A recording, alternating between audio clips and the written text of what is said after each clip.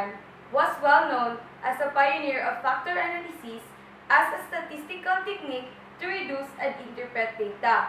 He was the first psychologist who used the application of mathematical models for analyzing and interpreting the complexities present in human mind. It is often denoted as Rho. Rho is the 17th letter of the Greek alphabet, which is P, but then it is transliterated into letter R or RH. That is why it is Rho. Spearman correlation measures the relationship between the two variables in a single value between -1 and +1. This value is called correlation coefficient.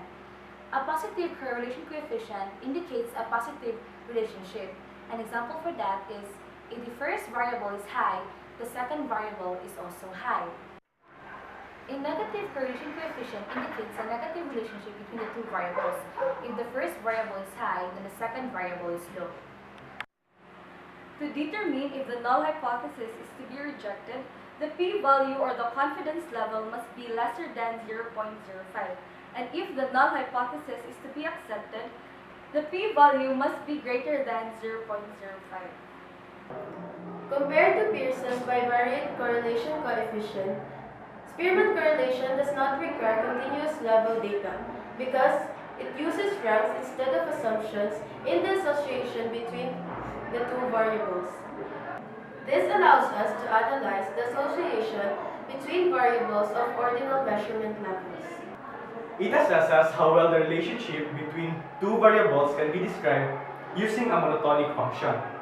By using a monotonic function, you can interpret the data by using decreasing, increasing, non-decreasing, or non-increasing.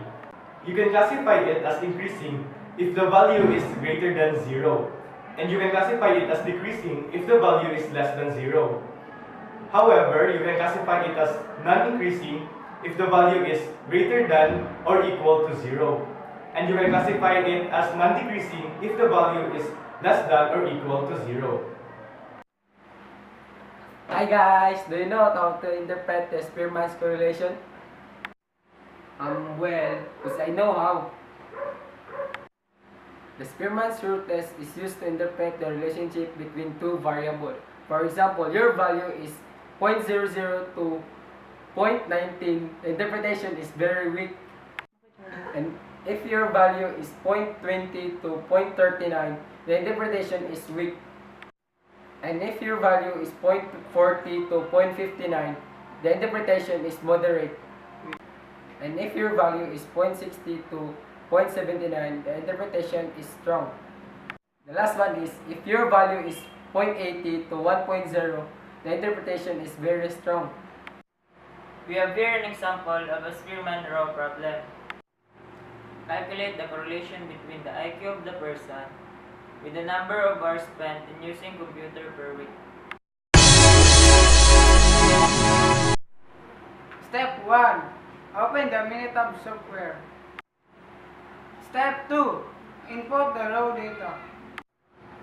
Step 3. Click the data, then select rank. Step 4. Rank the first column and store the ranks on the third column and click OK. Step 5. Rank the second column and store the ranks in the fourth column and click OK. Step 6.